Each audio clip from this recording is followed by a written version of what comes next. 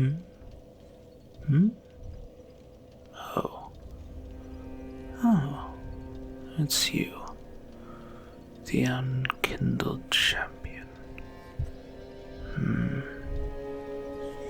Never thought I'd see you return here anytime soon. Then again, this is Violet Shrine. Why wouldn't I see you return to where all unkindled ash congregate to?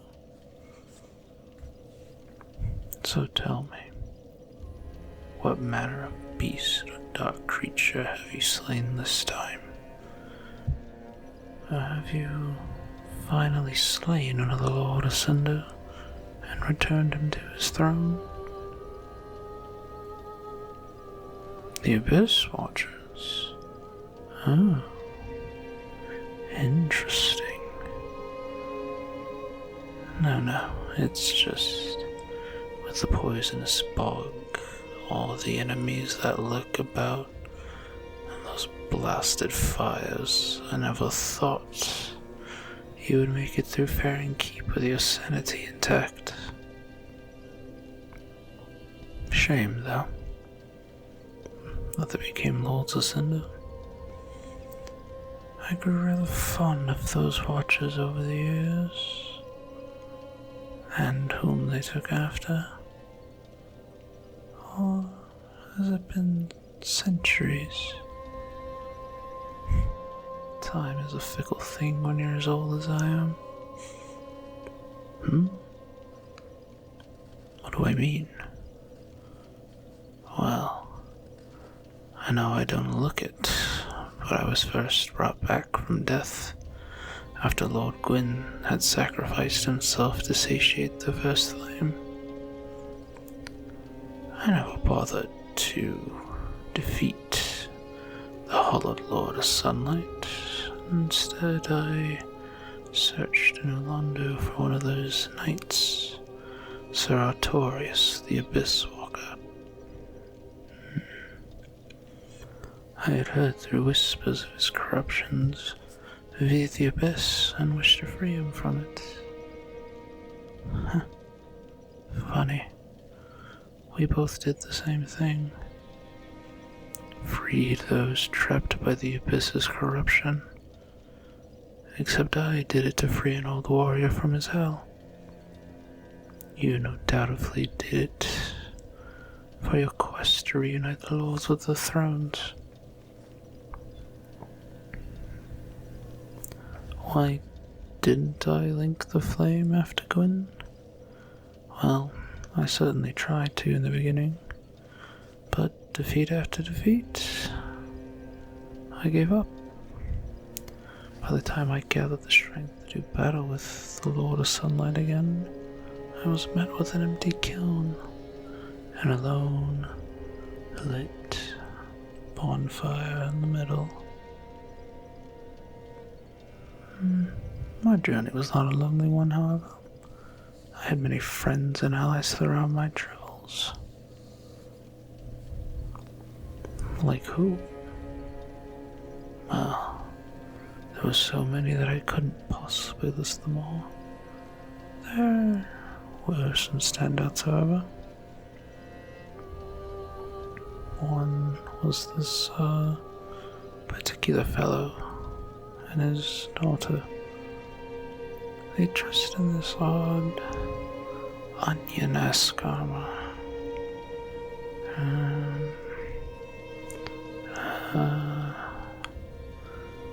Sieg something was the beginning of the names. Sieg.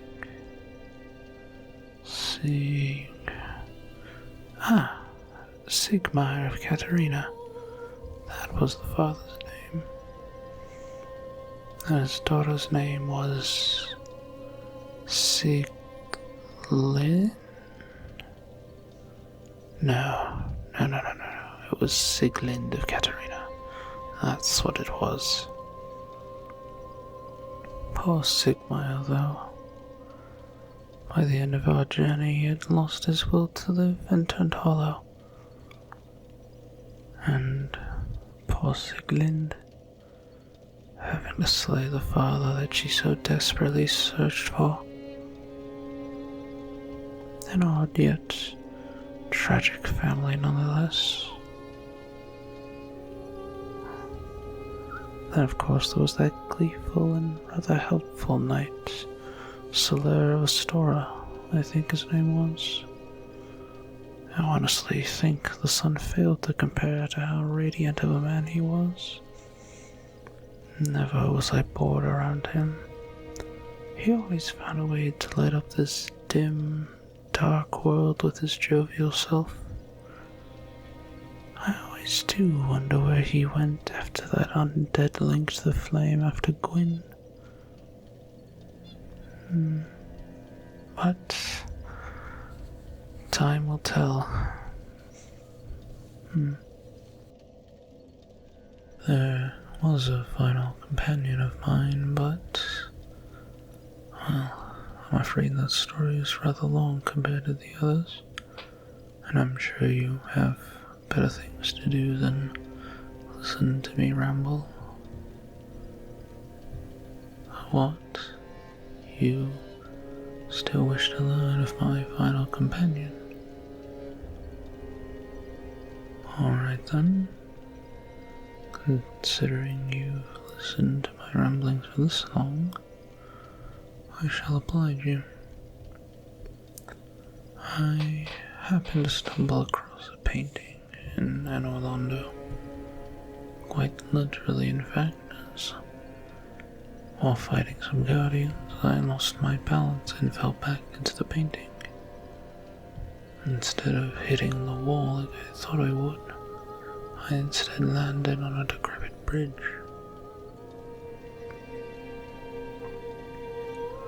As I felt the wooden planks beneath me begin to creak and crackle, I got up and raced across the solid ground. As I arrived on the rocky outcrop, only then did I realize the entire area was blanketed in snow. Upon looking up, I saw a stone staircase that led up the rocky hillside. Seeing no way to progress any further, I ventured up the stairs and luckily found a lit bonfire at the top. To spare you the rest of the boring details, I explored an abandoned fort littered with hollows before crossing a bridge and finding a familiar sight, a fog gate. Feeling prepared for whatever foe was on the other side, I rushed through it. What was on the other side, however, I was not prepared for. There stood before me was a girl that easily towered over me.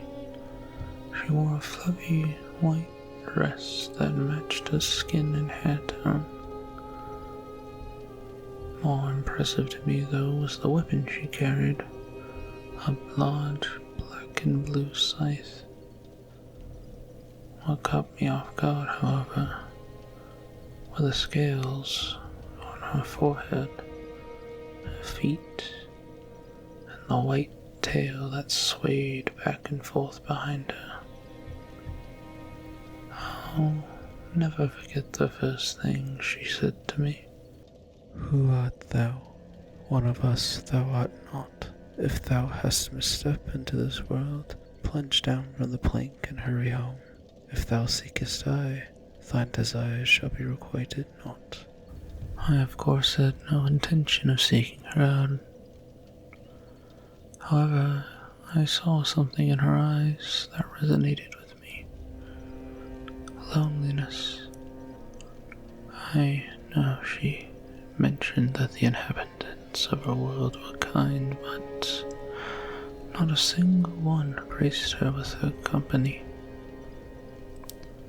I decided to take a step forward to introduce myself, which only caused her to flinch in response.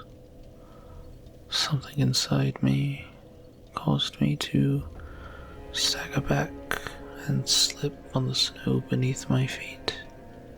As I slowly picked myself up off the ground, I noticed a peculiar doll that I had picked up when I returned to the undead asylum. I quickly picked up the doll from the snow and brushed it off.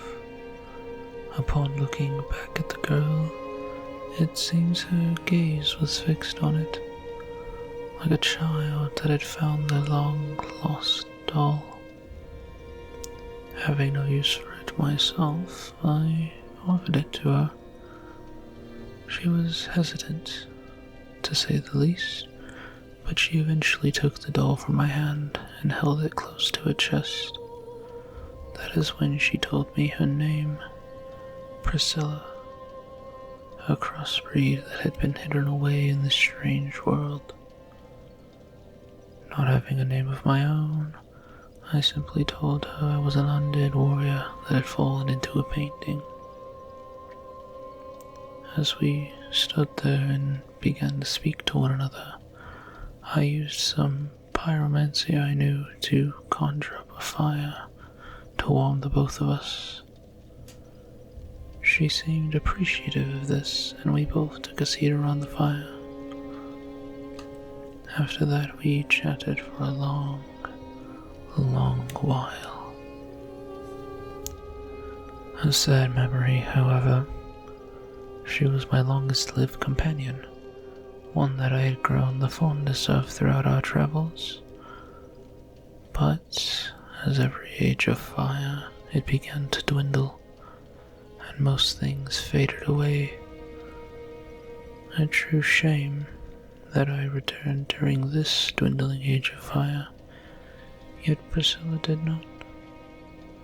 Maybe she is out there, but who truly knows? Perhaps in an alternate time she did. I would have loved to show her the auroras that blanketed Irithyll.